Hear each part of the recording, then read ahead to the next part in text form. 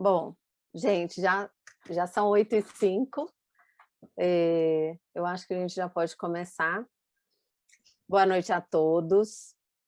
O meu nome é Flávia Pereira Costa, eu sou médica do trabalho e sou perita judicial há 18 anos. Sou membro da comissão científica da Associação Brasileira de Medicina Legal e Perícias Médicas, Regional Minas Gerais. E hoje eu serei moderadora da nossa 6ª sessão clínica. As nossas sessões clínicas, elas acontecem todo mês, às segundas, terças-feiras do mês, às 20 horas. Sempre pela plataforma Zoom. A gente faz inscrição pelo Simpla.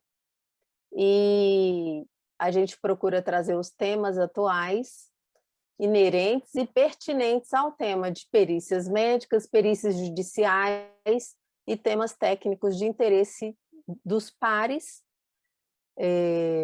no intuito de atualização constante. Hoje o tema da nossa sessão são as polêmicas da perícia de insalubridade em tempos de Covid-19. Nós estamos iniciando, então, a 6ª sessão clínica da Associação Brasileira de Medicina Legal e Perícias Médicas da Regional Minas Gerais. Eu, Flávia, tenho a honra de apresentar os nossos participantes, palestrante e debatedor. Palestrante Fernanda Anraque Vieira e o nosso ilustre debatedor, Dr. Otávio Calvé. Em nome da presidente da Associação Brasileira de Medicina Legal e Perícias Médicas Regional Minas Gerais, doutora Elisete Rocha, que infelizmente, por um problema de força maior, não pôde estar presente na nossa abertura.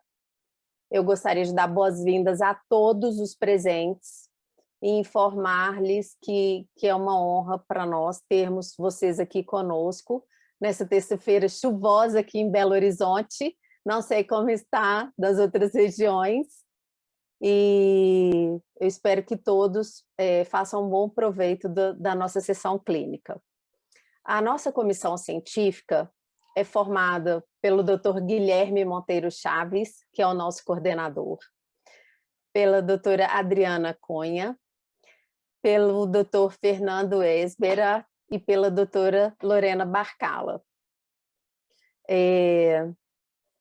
Como a nossa presidente não poderá fazer a abertura do nosso evento por motivo de força maior, motivo pelo qual desde já nós pedimos desculpas a todos, ela vai fazer o fechamento da nossa sessão.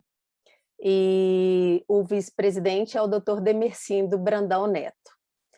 É uma honra poder estar aqui compartilhando essa noite com os senhores, e nós vamos iniciar então a discussão técnica e científica e jurídica da nossa noite, da nossa sessão. A gente solicita a todos que desliguem os microfones e quaisquer perguntas podem ser feitas no chat. Se a gente tiver tempo, a gente vai fazer as perguntas aos nossos palestrantes. A gente tinha outro participante da noite, o Dr. Carlos Campos, médico do trabalho, mas ele teve um imprevisto e não poderá participar, motivo pelo qual a gente redistribuiu o nosso tempo de sessão. Hoje a nossa palestrante é a Fernanda Anraque Vieira.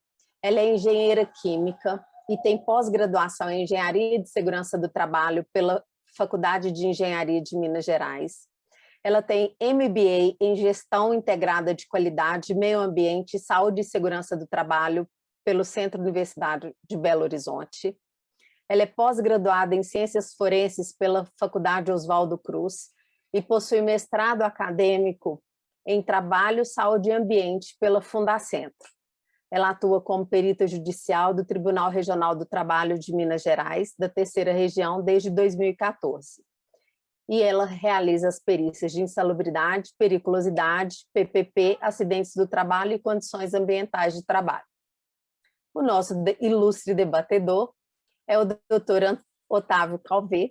Ele é juiz do trabalho da 1ª Região, graduado em Direito pela Universidade do Rio de Janeiro, tem mestrado em Direito pela Pontifícia Universidade Católica de São Paulo e doutorado em Direito pela Pontifícia Universidade Católica de São Paulo. Atualmente é diretor da Escola Associativa da Associação Brasileira de Magistrados do Trabalho, a BMT. Bom, a ordem da apresentação, nós vamos começar com a Fernanda, como palestrante, e depois a gente terá a apresentação, a participação do nosso debatedor, que é o Dr. Otávio Calvé. Então, nós vamos dar início agora. Eu peço a todos, mais uma vez, que desliguem os microfones. E eu gostaria de lembrar a todos que as nossas sessões clínicas, elas são caracterizadas por urbanidade entre todos os participantes. Então, a gente tem as possibilidades de vários posicionamentos e divergências de ideias, mas sempre em parcimônia a gente coloca isso durante a nossa sessão. Doutora Fernanda, é com você. Oi, pessoal, boa noite. Estou muito feliz de estar aqui. Confesso que eu estou um pouquinho nervosa, então se eu der uma travadinha, vocês me desculpem. Pode ficar tranquila, Fernanda. Mas, assim, queria deixar todos à vontade aí para a gente poder discutir esse tema aqui. O tema, né, já é polêmico, então nós vamos discutir questões aqui hoje que a gente tem várias margens de interpretação. Espero que eu possa contribuir aí com um pouquinho mais essa visão nossa aí da perícia. Só uma dúvida, com relação à apresentação, vocês podem colocar a minha apresentação, por favor?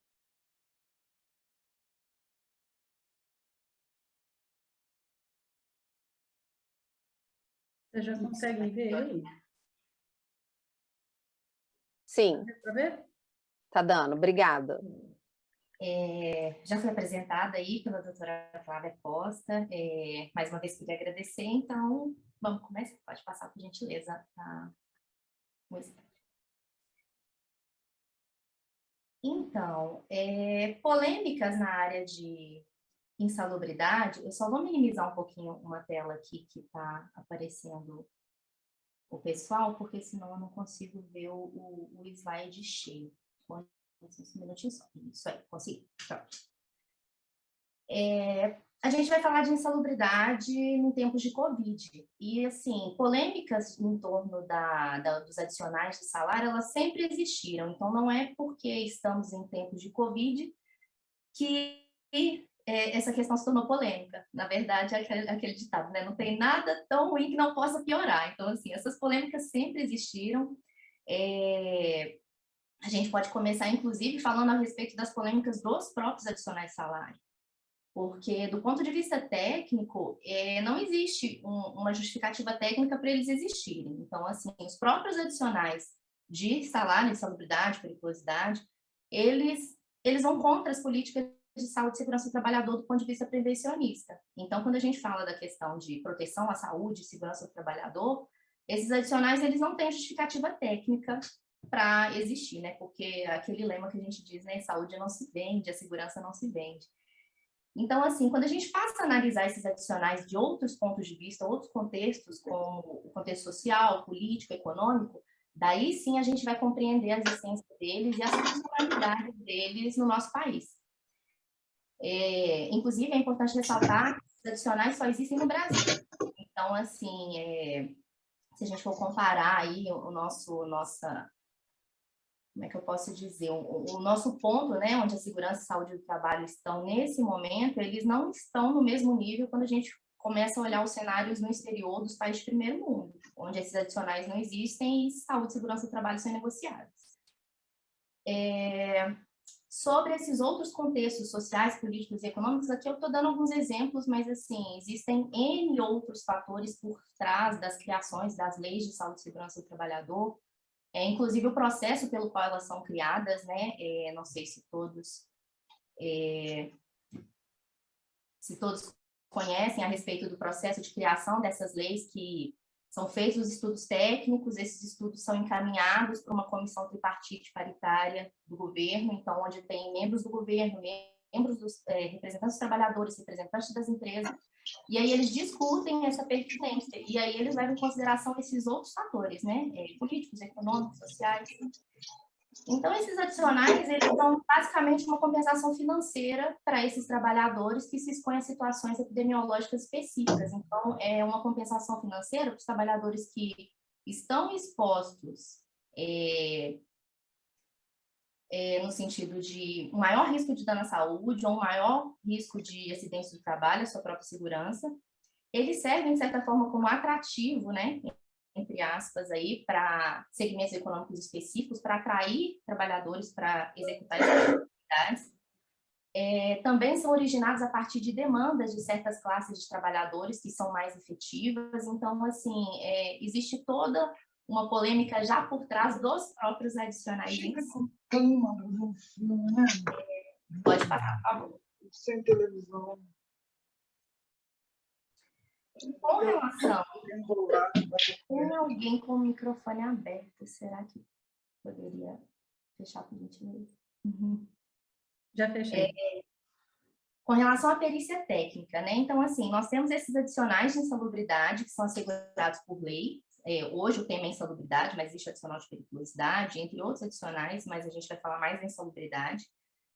E esses adicionais, eles, por serem matéria técnica, dependerem de conhecimento técnico ou científico, de acordo com o CPC, quando essa matéria for técnico ou científica, o juiz ele vai ser assistido por um perito. Então, o perito, ele é o auxiliar da justiça que faz a análise de risco que vai nos locais de trabalho para poder reconhecer se as atividades estão ou não enquadradas nas normas regulamentadoras para fazer a caracterização dos adicionais. Aqui eu deixei em negrito, né? O artigo 156, ele fala, né, que o juiz vai ser assistido quando o fato depender de conhecimento técnico ou científico. Isso é muito importante. E no artigo 473, quando o CPC já começa a falar do laudo pericial em si, da dinâmica da perícia, ele também exige que o laudo pericial contenha análise técnica ou científica e também a indicação de método utilizado, esclarecendo, aí o perito tem que esclarecer e demonstrar que ele é predominantemente aceito pelos especialistas da área. Então, assim, a gente entende que a perícia técnica, ela deveria ser técnica. Parece meio óbvio, mas o que a gente vê na prática é que a gente tem vários motivos, né, pelos quais a perícia não é somente técnica, e o primeiro princípio já é que a gente tem que basear na interpretação das próprias normas regulamentadoras e das leis que compreendem os casos. Então, assim, a perícia é técnica, mas ela também depende de um conhecimento legal a respeito do que está sendo tratado ali. Pode passar, por favor.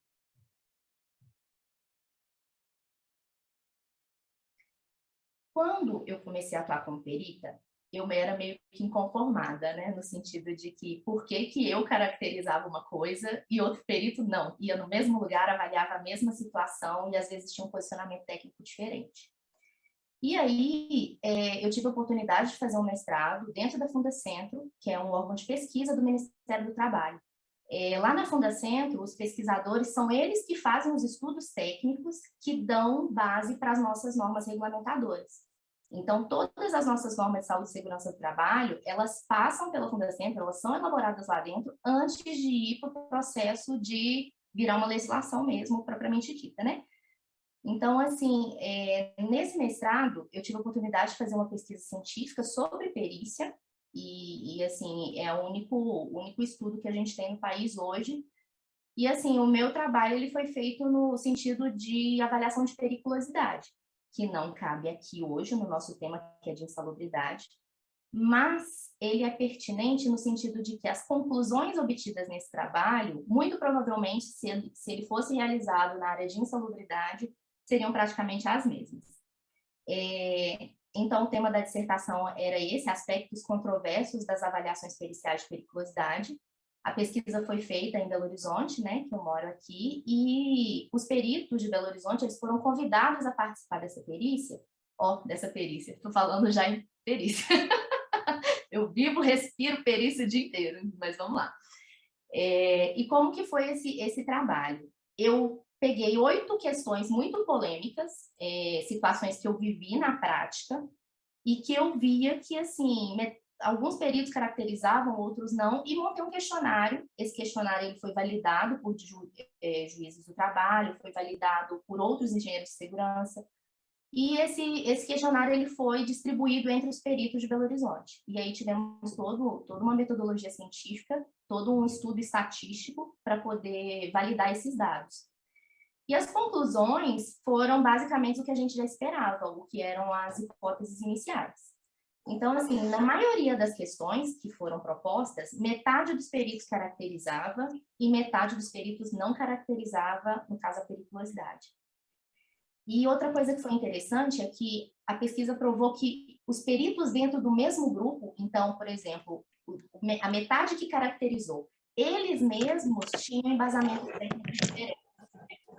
Então, assim, os outros peritos também, né? Por exemplo, os peritos que não caracterizaram, eles justificavam a não caracterização com embasamentos técnicos distintos.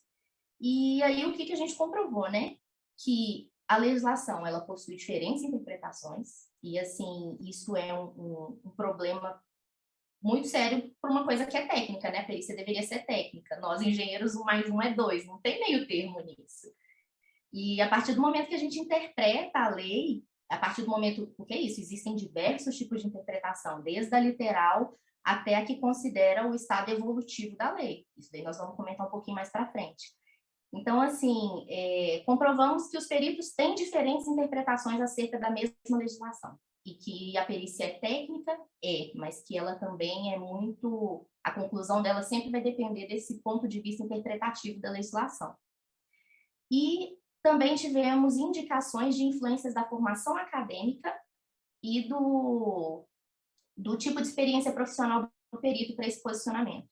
Então, o tipo de formação dele é qual engenharia que ele cursou, se foi faculdade pública ou privada, se ele atuou, além de perícia, se ele atuou como engenheiro de segurança do trabalho, tudo isso determina a predisposição desse perito a caracterizar ou não uma situação como perigosa no caso, né? Pode passar, por favor. Então, assim, para a gente falar um pouco da insalubridade por exposição, na verdade, as polêmicas da insalubridade em tempos de Covid, a gente vai ter que contextualizar a legislação para agentes biológicos. E, assim, vou passar algumas coisas sobre a legislação, mas a gente vai pontuar essas polêmicas também, que são muito importantes.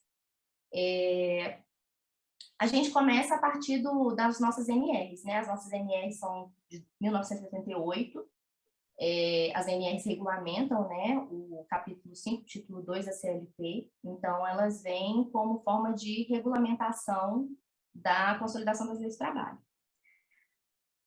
Até dia 2 de janeiro do ano que vem, porque essas normas estão passando por revisão agora, então também é um momento bem delicado, bem frágil na questão de saúde e segurança do trabalhador.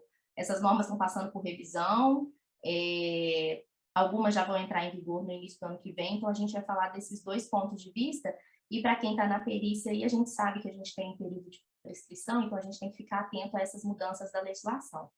Então, até dia 2 de janeiro do ano que vem, a gente vai falar um pouco da NR9, a redação da NR9 em vigor é a de 1994, que trata do Programa de Prevenção de Riscos Ambientais. E nessa norma, ela classifica os agentes biológicos. Ela diz que os agentes biológicos são as bactérias, os fungos, os bacilos, parasitas, protozoários, vírus e outros. A partir do ano que vem, dia 3 de janeiro, passa a vigorar outra portaria que já é de 2020.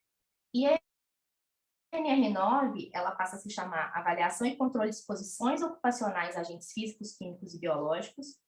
Ela é uma integração ao Programa de Gerenciamento de Riscos, que está previsto na nova NR1, e ela não define o que são agentes biológicos. Então, assim, a gente está passando por esse momento agora de transição aí das leis, mas para quem já é da área técnica, a gente sabe que não muda muita coisa na parte técnica mesmo, mas são questões que a gente tem que observar aí. Pode passar, por gentileza. Na nova NR9, ela fala que a identificação das exposições ocupacionais aos agentes físicos, químicos e biológicos, ela vai ter que considerar descrição das atividades, identificação do agente das formas de exposição, possíveis lesões ou agravos à saúde relacionados às exposições identificadas, os fatores determinantes das exposições, medidas de prevenção já existentes e identificação dos grupos de trabalhadores expostos. Então, para quem está na área técnica, a gente, além de fazer a nossa própria avaliação, no caso, quando a gente vai fazer a perícia, que a gente faz a avaliação, a gente também se baseia muito nos documentos que a empresa já tem. Então, assim, é importante ressaltar que a gente tem que ficar atento a esses documentos, porque eles mesmos já trazem muitas informações acerca da caracterização do risco. E no caso da NR9, ele continua, mesmo não existindo mais o PRA e sendo integrado, né, ao Programa de Gerenciamento de Risco da NR1, essas informações continuam a ser obrigatórias, né, de identificação por parte das empresas. Pode passar, por gentileza. A NR9, ela também tem esse item que fala que, para fins de caracterização de atividades ou operações insalubres ou perigosas, devem ser aplicadas as disposições previstas na NR15 e NR16. Então, a nova redação da NR9, ela faz referência às nossas já antiguinhas NR15 e 16. Falando de agentes biológicos, né, eles estão regulamentados no anexo 14 da NR15 e eles são de 1979. Então, assim, eu não resisti, gente, colocar esse bolinho aí, porque mês que vem tem aniversário do anexo 14.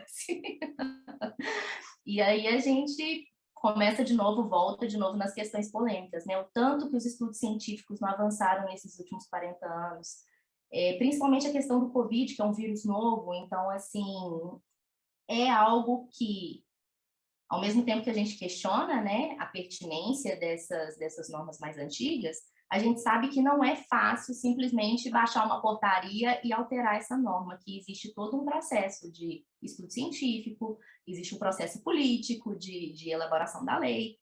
Então, assim, isso é algo que atrapalha, né, no caso, o nosso entendimento, aí atrapalha essa uniformização do entendimento por ser algo muito antigo. Pode passar, por favor. Para quem conhece já, né, a área técnica e atua na área técnica, aí está o nosso texto, né, da NR15, anexo 14. Ele trata das relações e atividades que envolvem os agentes biológicos e a avaliação é qualitativa.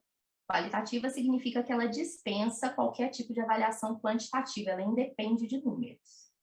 E nós temos as atividades que são insalubridades de grau máximo, e aí a gente fala dos trabalhos ou operações em contatos permanentes com pacientes em isolamento por doenças infecto-contagiosas, bem como os objetos de seu uso não previamente esterilizados. No caso do COVID, a gente vai atuar nesse item aqui do anexo 14. E aqui a gente tem outras situações que são caracterizadoras de insalubridade de grau máximo. Deixei em negrito aqui também essa questão do contato permanente, que é algo que também é polêmico. E aí nós vamos discutir daqui a pouquinho. Pode passar, por favor.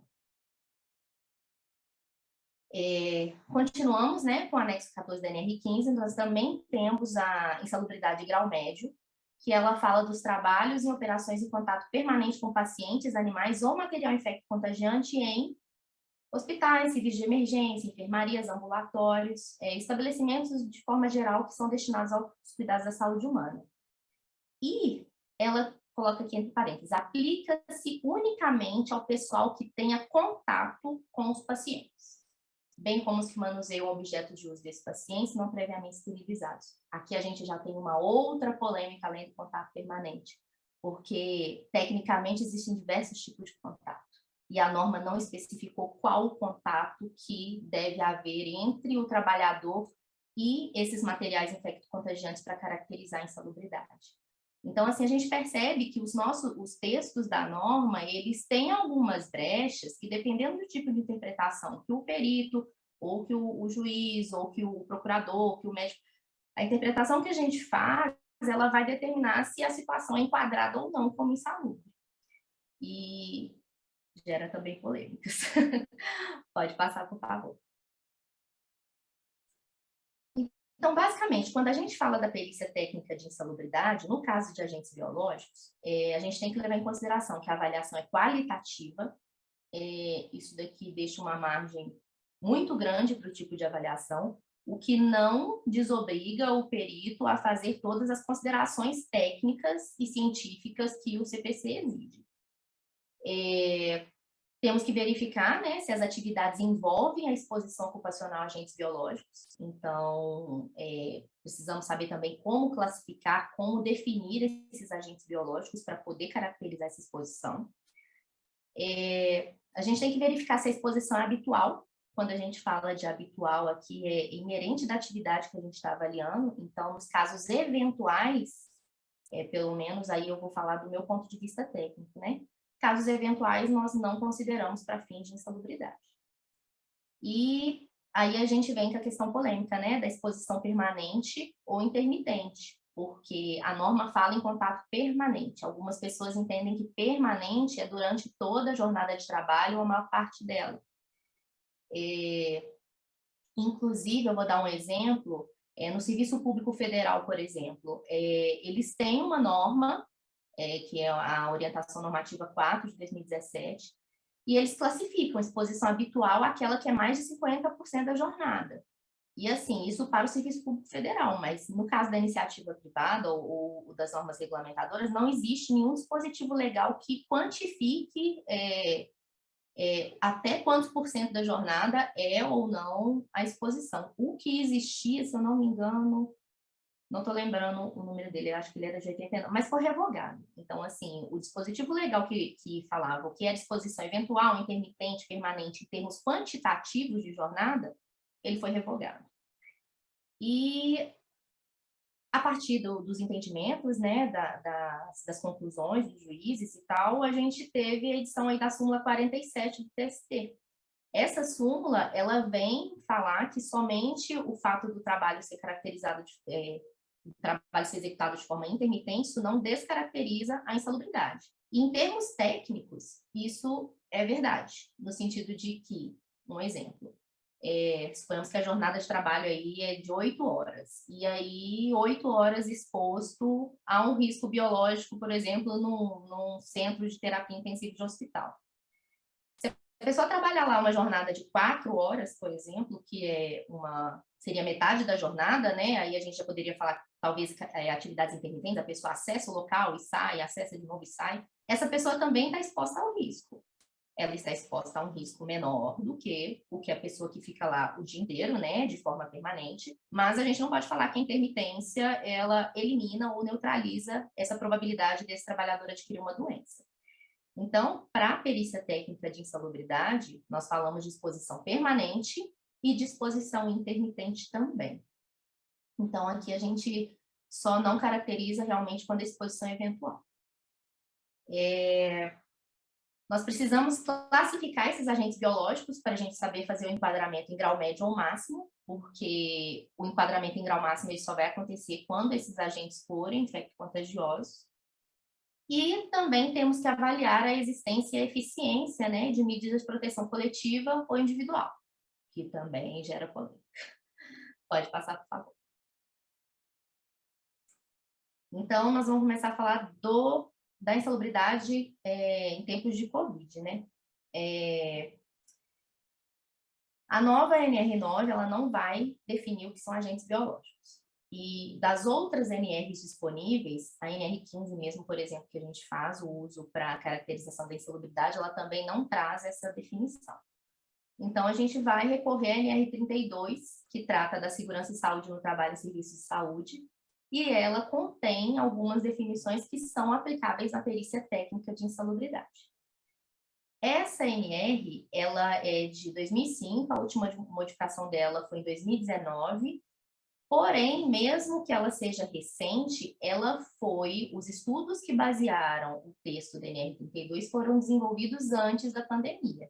Então, ela não faz nenhuma referência aí ao vírus SARS-CoV-2, né, do Covid-19. Dos riscos biológicos. A NR32 diz que consideram-se agentes biológicos micro-organismos, então geneticamente modificados ou não, culturas de células, parasitas, toxinas e tríons.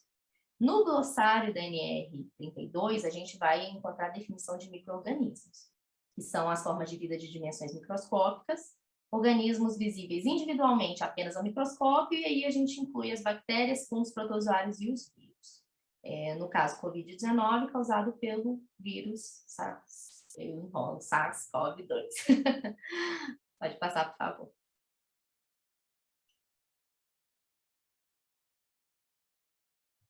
A NR32, ela traz o anexo 2, que é uma tabela de classificação dos agentes biológicos. Essa tabela é feita de acordo com os critérios do anexo 1, que a gente vai ver daqui a pouquinho.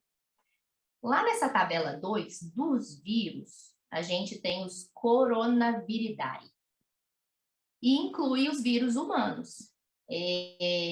Como essa tabela foi criada antes da pandemia, ela considerava os tipos de coronavírus já existentes e fez a classificação desse risco, né? Classificação de risco desse vírus como classificação de número 2.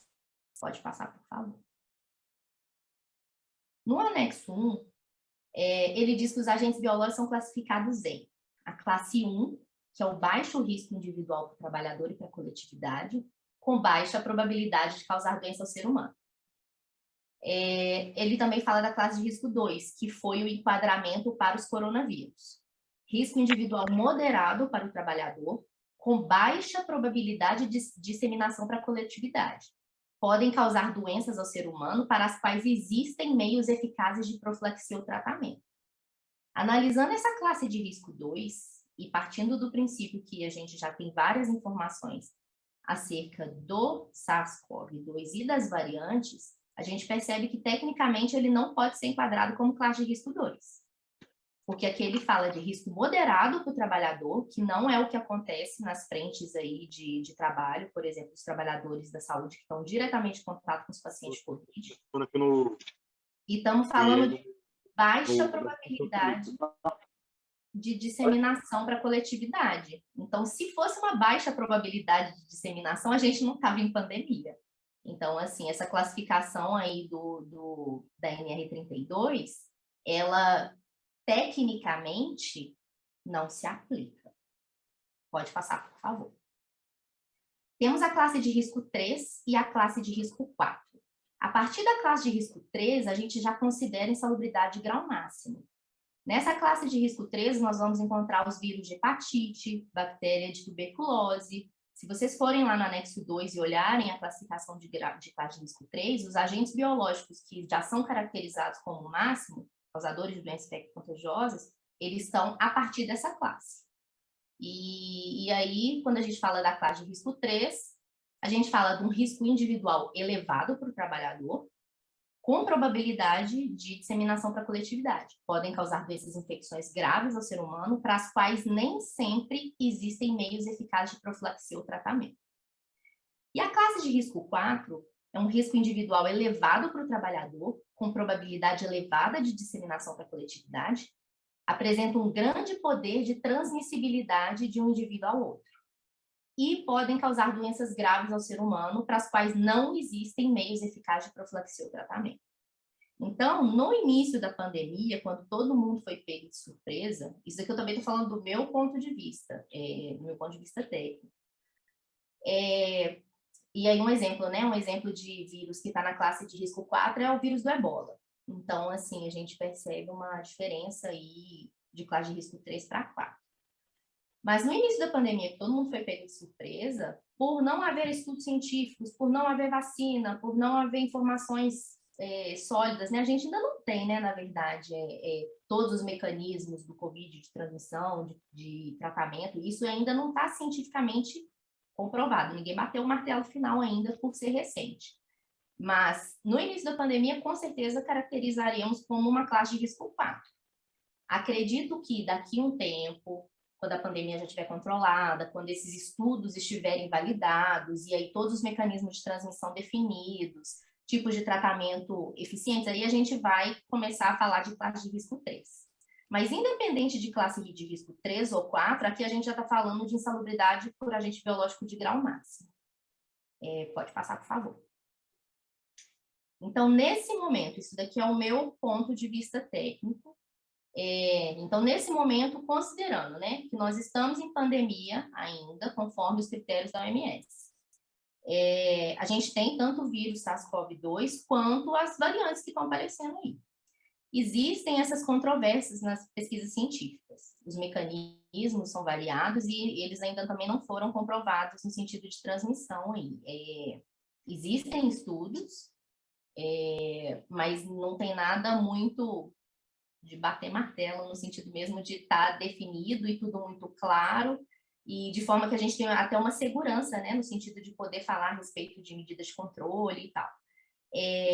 Existem variabilidades que influenciam a eficiência e eficácia dos tratamentos. Então, também não existe ainda um procedimento, né? Existem vários tipos de tratamento, mas não tem nenhum ainda que é cientificamente comprovado, que é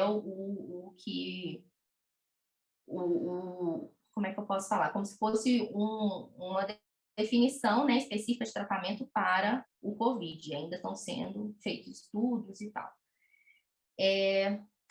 Esses estudos que basearam o anexo 2 da NR32, eles foram desenvolvidos antes do conhecimento do vírus. E aí a gente também tem outros parâmetros de classificação, um exemplo deles são os níveis de biossegurança, né, que podem influenciar nessa caracterização do risco. Então, para o coronavírus, a gente tem que falar de, no mínimo, classe de risco 3. Há profissionais da área que consideram classe de risco 4. E é aquilo, quando a gente fala de polêmica, independentemente do posicionamento técnico, você tem que embasar por que você está... a gente não, quando é algo polêmico, a gente não pode falar se está certo ou se está errado. A gente tem que ver quais as justificativas que embasaram aquele convencimento, no sentido de se foram justificativas pertinentes, né? Pode passar, por favor.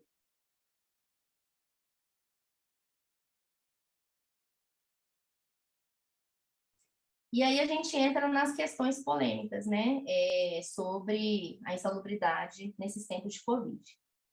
O anexo 2 da NR32, ele fala que para a classificação correta dos agentes, utilizando-se essa tabela, deve-se considerar que a não identificação de um determinado agente na tabela não implica em sua inclusão automática em classe de risco 1, devendo conduzir para isso uma avaliação de risco baseada nas propriedades conhecidas ou potenciais desses agentes.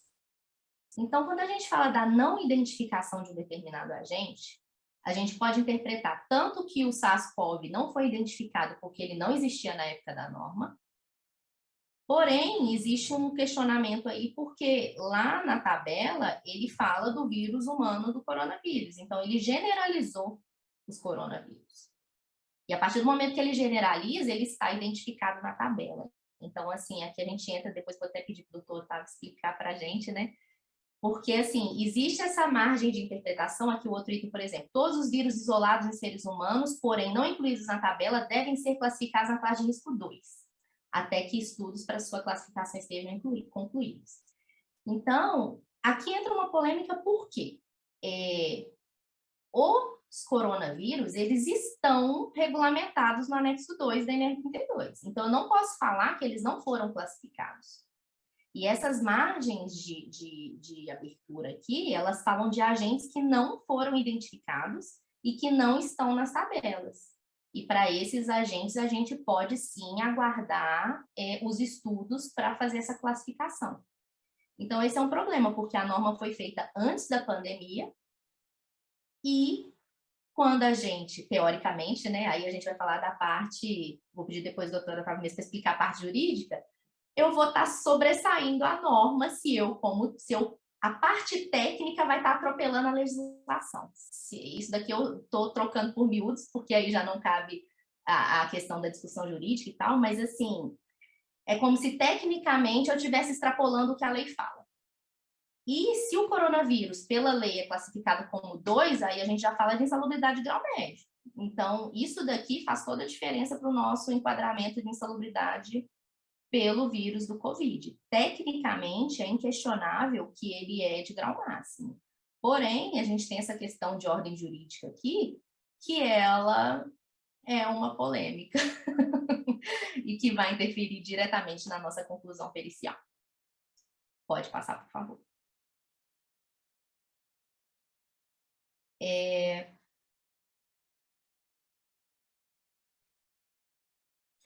Outra questão polêmica. Se isso se aplica a todas as situações de exposição ocupacional.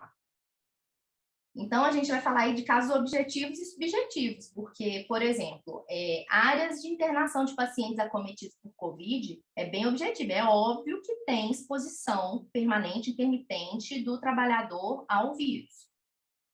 Agora, e as farmácias e os setores administrativos de hospitais? Como é que a gente vai fazer? Isso daí já era polêmica antes da pandemia, se existia ou não insalubridade para esses trabalhadores que trabalham em setores específicos dos hospitais.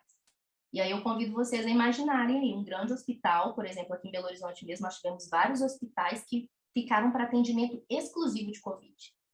Todos os pacientes de Covid eram encaminhados para unidades específicas.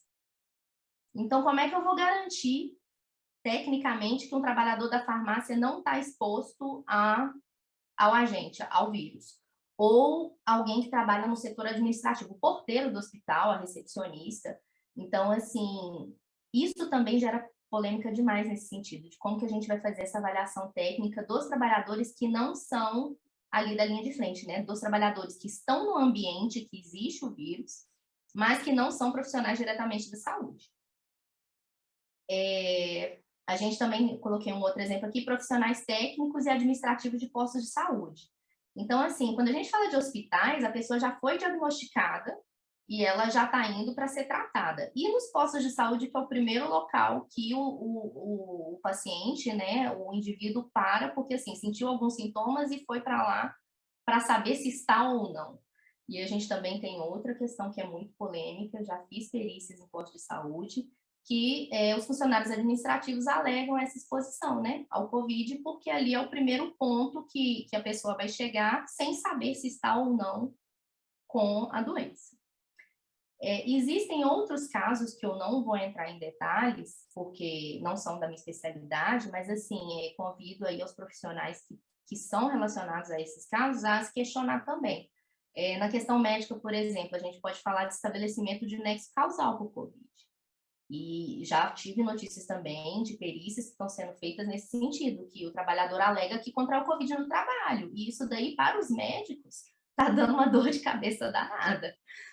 E assim, a questão do direito também, que não vou me aprofundar, caso o doutor Otávio queira falar um pouco depois, é a questão de caso fortuito ou força maior, no sentido de que não era previsível, não dava para evitar, como que a gente aborda isso, as questões de empresas, por exemplo, que de certa forma aumentou a exposição do trabalhador, mas foi algo inevitável. Aqui, pensando por alto assim, talvez motoristas de coletivo urbano, eles continuaram trabalhando, eles não foram vacinados de cara, né, no sentido de primeiros profissionais da saúde, depois tiveram outros profissionais, mas assim, existe uma exposição? Não existe? É difícil de avaliar. E a gente também fala de teoria de risco-proveito, né, no sentido de empresas, por exemplo, que tiveram lucro, né, com a pandemia, ou empresas que foram criadas, né, em função da pandemia e que expõem os seus trabalhadores a esses tipos de atividade. E assim, até onde a gente vai aplicar, porque quando a gente avalia a questão dos profissionais da saúde, hospitais, postos de saúde, isso daí ainda é mais fácil. Mas podem acontecer casos aí de processos que vão querer avaliar a insalubridade por exposição ao vírus do Covid, que não seja estabelecimentos de saúde. E aí são mais questões para a gente discutir, né? Pode passar, por favor. Outras questões polêmicas. Os EPC, que são os equipamentos de proteção coletiva, procedimentos de trabalho, os EPIs, eles são eficientes e eficazes na eliminação ou neutralização de agentes biológicos? Então, por exemplo, aí os EPCs. Aí a gente pode dar exemplo de sistemas de ventilação e ar-condicionado com filtros do tipo HEPA, né? De alta eficiência de retenção de partículas. Depende. Eu não posso assegurar que um sistema desse vai diminuir em tantos por cento ou que vai eliminar aí a exposição a agente biológico, porque não basta o filtro ou o sistema. Eu tenho que verificar os parâmetros de operação desse sistema e eu tenho que garantir que ele está sendo mantido. Então, a gente fala em redução do risco, mas a gente não fala em eliminação ou neutralização desse risco. Procedimentos de trabalho, aí a gente pode citar os exemplos dos protocolos de biossegurança ou das orientações da Anvisa. Eles estão sujeitos à subjetividade da percepção do risco e, consequentemente, à falha humana. Então, assim, eu posso treinar meu trabalhador, eu posso orientar, eu posso estabelecer protocolos rígidos? Posso. Mas, a partir do momento que o trabalhador ou que a pessoa que esteja envolvida, né, na execução, porque isso não depende só ali da empresa, por exemplo, isso depende também do trabalhador ter consciência do risco que ele está exposto. Então, se o trabalhador passa a achar que aquele não é um risco muito grave e ele começa a não cumprir exatamente os protocolos da forma que eles têm que ser feitos, ele pode estar se expondo a um risco que eu também não tenho como garantir que ele vai ser eliminado ou neutralizado. Então, esses protocolos, eles também reduzem a possibilidade de contaminação. Pode passar, por favor. Quando a gente fala de EPI, aqui eu coloquei um exemplo, né, da máscara da 3M, que é PFF2S N95, é a Aura, que todo mundo conhece aí, acho que a maioria das pessoas conhece. É um equipamento que, se você for consultar o CA dele no Ministério do Trabalho, ele é um respirador purificador de ar, tipo peça semifacial filtrante para partículas PFF2, ok. Então, para que ele protege? Ele protege contra poeiras, névoas e fumos. Isso daqui são agentes químicos. Então, esse EPI, por mais que no site esteja escrito que ele é recomendado para redução, aqui novamente, a gente está falando em redução da exposição ocupacional a aerossóis contendo agentes biológicos, ele não é aprovado pelo Ministério do Trabalho para essa finalidade. Então, assim, a gente entra também na questão de o EPI é eficaz para proteger? Ele reduz, mas eu não posso afirmar que ele vai eliminar ou neutralizar a exposição. Pode passar, por favor. Então, essas polêmicas, elas vão sempre existir. A gente falou um pouquinho da legislação, falou um pouquinho de como que a perícia é feita, e, assim, a gente percebe que essas polêmicas, elas sempre existiram não só por causa da pandemia, mas porque a gente está falando de mais do que parte técnica, a gente está falando de interpretação da lei. A gente está falando também do tipo de avaliação que é feita, do tipo de formação das pessoas que estão envolvidas. Então, assim, no caso do Covid-19, eu, né, acredito que os avanços científicos sobre os mecanismos dos vírus, das variantes, controle da disseminação, forma de tratamento, os avanços científicos, estudos nesses aspectos, eles vão diminuir um pouco essas polêmicas. Mas aí também a gente não sabe se isso é para o final do ano, se é para daqui a 5 anos, se é para daqui a 10, 20, 30 anos. Isso daí a gente não tem como prever. E, de um modo geral, existem outras questões que estão acontecendo que também vão contribuir para a redução dessas polêmicas, o que não quer dizer que elas vão desaparecer. O processo de revisão das normas regulamentadoras, o processo de uniformização e integração dos critérios técnicos, isso daqui a gente fala no sentido de que antes as normas existiam de forma isolada, e agora com a NR1, com o PGR, obrigatoriamente os programas vão ter que andar juntos. Então, assim, a gente está criando uma legislação uniforme, que uma coisa tem que casar com a outra. Que se houver qualquer tipo de divergência aí, a gente não vai conseguir atender aos requisitos das normas. Desenvolvimento de instrumentos jurídicos para a pacificação das interpretações legais. Aqui estou citando, por exemplo, de súmulas ou de decisões judiciais que possam contribuir para a orientação dos profissionais técnicos mesmo no sentido de caracterização ou não da insalubridade. E, fundamental, a melhor formação dos profissionais envolvidos na área de perícia. Então, assim, por se tratar de matéria técnica, nós precisamos investir nesse sentido de curso, formação, estudo para os profissionais que estão realizando essas perícias, que vão julgar essas perícias. Então, acredito que todos esses fatores aqui, eles vão contribuir para a redução dessas polêmicas. Agora, eliminar eu já não sei, né? Se um dia essas polêmicas irão ter fim. Pode passar, por favor. Então, aqui eu coloquei a conclusão técnica do meu ponto de vista. Ponto de vista da área de engenharia de segurança, né? Na área da perícia. Para o vírus SARS-CoV-2 e suas variantes, a gente vai considerar ele como, no mínimo, classe de risco 3. E aí eu estou falando da parte técnica, não estou falando da parte legal que eu estou atropelando NR32. Outro argumento que pode gerar polêmica é NR32 fala isso, ok, mas eu tenho que caracterizar a insalubridade pela NR15, e a NR15 não me vincula a NR32.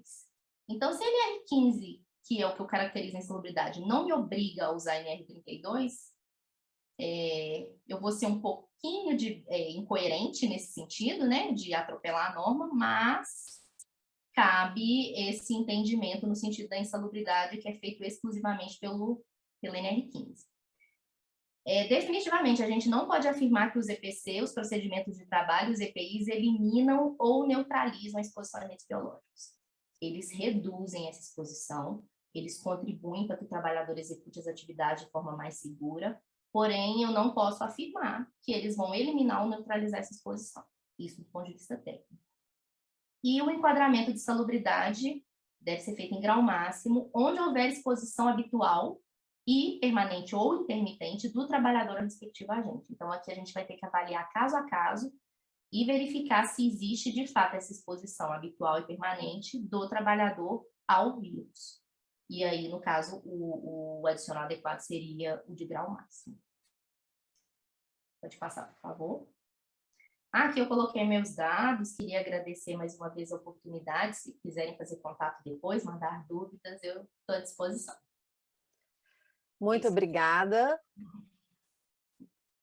Gostaria, em nome da ABML-PM Regional Minas Gerais, agradecer a Fernanda pela brilhante exposição.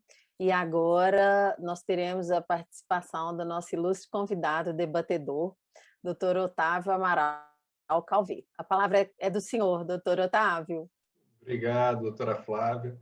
Queria começar agradecendo o convite, saudar também o doutor Guilherme, que fez contato comigo, em primeiro lugar, e parabenizar a exposição, doutora Fernanda, adorei. Assim, eu fiquei imaginando como seria bom se todos os laudos periciais que eu recebesse tivessem esse embasamento científico tranquilo, né, mostrando todas as nuances, porque facilitaria muito o nosso trabalho, né?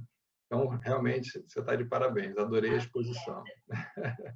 E fiquei também achando muito interessante que vocês compartilham com uma angústia nossa, que é o problema interpretativo, né? Não é só um dilema para nós da área do direito, né? Porque a gente sempre esbarra nessas questões que envolvem possibilidades interpretativas diferentes. E isso, de fato, é algo que tem trazido assim, muito problema para o nosso país, né? Para a nossa sociedade. Estamos vivendo uma fase em que nós temos muita insegurança jurídica, né? Passamos por um momento em que a gente tem dificuldade até de cumprir o que está expresso na lei, porque tudo pode ser questionado no judiciário e todas as decisões são possíveis. A verdade é essa, né? A gente tem vários exemplos hoje de pessoas que são condenadas por fazer exatamente o que está previsto na lei, né? Porque o juiz entende que a lei é inconstitucional, porque o juiz entende que a lei é inconvencional, ou, enfim, qualquer justificativa que é plausível, que está dentro da técnica jurídica, e isso gera realmente uma angústia muito grande, né? E aí, para aproveitar a exposição da Fernanda e já trazer aqui alguma contribuição, antes de eu falar da parte que eu acho que é puramente jurídica, da questão se a vacinação pode ser obrigatória ou não, que eu acho que é um tema que é legal a gente debater, eu não vou me furtar às provocações, não, Fernando, da parte aqui interpretativa que você levantou, porque eu achei extremamente interessante, né? Eu vou de trás para frente aqui nas minhas anotações. A primeira questão é esse problema do nexo causal da Covid com o trabalho, né? Eu acho que a gente tem que primeiro deixar bem claro duas coisas diferentes. Uma coisa é a análise se o ambiente é insalubre por conta da Covid, por conta do SARS-CoV-2. Isso é uma coisa. Outra coisa é analisar se a contaminação, se o trabalhador que fica doente, né, que fica com a Covid-19, se ele foi contaminado no trabalho. São duas coisas diferentes, né? E, terceiro, se ele estiver contaminado no trabalho, se o empregador deve responder por isso. Porque a gente também não pode tirar isso de mente. Nem sempre o empregador vai ser culpado desse evento, né? Então, isso são coisas que a gente tem que deixar bem claro. E aí, como é que eu penso sobre isso, né? Eu penso que a gente tem uma única lei que dá uma pista para a gente que, me parece, deve ser utilizada analogicamente, que é a Lei 8.213, que fala de nexo causal para as doenças endêmicas. As doenças endêmicas, a gente sabe, são aquelas que ocorrem de forma sazonal em determinadas regiões geográficas do país. Para as doenças endêmicas, o legislador estabeleceu que não se presume o nexo causal. com o trabalho. Não há essa presunção, mas isso pode ser provado no caso concreto. Então, assim, me parece tranquilo chegar à conclusão de que, se a doença é endêmica, ela não é presumivelmente com nexo causal com o trabalho, a doença pandêmica com muito mais razão, né? Me parece que a doença pandêmica ela tem um potencial da pessoa ser contaminada em situações diversas, em qualquer momento, em qualquer lugar, em qualquer atividade. Então, estabelecer presunção de nexo causal como regra não me parece juridicamente defensável. Pode haver prova específica em cada caso concreto, a não ser naquelas atividades em que o ordenamento jurídico já aponta essa maior possibilidade de exposição. Aí a gente inverte, né? Aí a gente pode presumir, como o pessoal da área de saúde, o pessoal que está ali na ponta do tratamento, em contato com pessoas, e aí eu incluo nessa presunção de nexo causal não só o pessoal da atividade fim da saúde, né, médicos, enfermeiros, etc., mas todo mundo que trabalha num estabelecimento desses, né? Porque, como disse a Fernanda, o paciente que chega lá para ser atendido, ele fala primeiro com o porteiro, ele fala com o vigia, ele passa na triagem, enfim. Então, assim, em termos de possibilidade de contágio, me parece que todo mundo que trabalha nesses estabelecimentos, a presunção do nexo causal é razoável, né? Me parece nesse sentido. Fora isso, algumas situações especiais, do tipo, o pessoal que trabalha embarcado, você entrou sem doença, lá dentro você fica doente, várias pessoas ficam doentes lá dentro ao mesmo tempo, há ali uma possível razoabilidade de que foi lá dentro que houve a contaminação. Mas, de novo, isso não quer dizer que necessariamente o empregador deva ser responsabilizado por isso. Porque uma coisa que a gente tem que lembrar é o seguinte: a regra da responsabilização civil aqui no Brasil é através da análise da conduta do agente. Vamos ver se ele teve culpa no evento. Essa é a regra. Em algumas circunstâncias, a gente tem a responsabilidade objetiva, que a gente não precisa verificar a culpa. O pessoal da área de saúde, de novo, eu acho que a responsabilidade objetiva deve ser aplicada, porque o risco é muito maior de contágio nesses casos, né? E aí nós temos legislação para isso. Artigo 927, parágrafo único. Temos aquela lei que estabeleceu indenizações automáticas para o pessoal da área de saúde que é contaminado. Então, o ordenamento jurídico, para mim, já aponta nesse sentido, tá?